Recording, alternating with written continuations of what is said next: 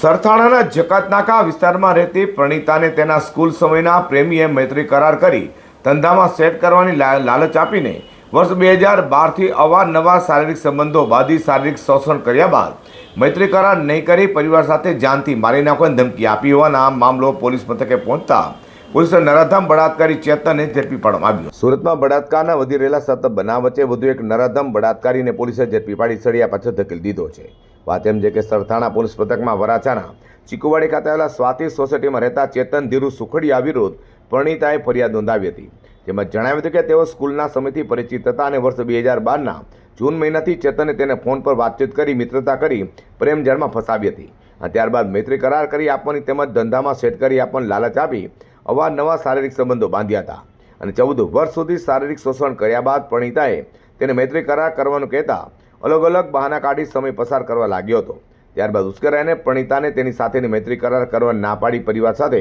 જાનથી મારી નાખવાની ધમકી આપી તરત છોડી દીધી હતી। આ બનાવ લઈને સરથાણા પોલીસે ત્વરિત તપાસ હાથ ધરી નરાધમ ચેતન ધીરુ સુખડિયાને ઝડપી પાડી સળિયા પાછળ ધકેલી દે તેને વિરુદ્ધ કાયદેસરની કાર્યવાહી ધરી છે।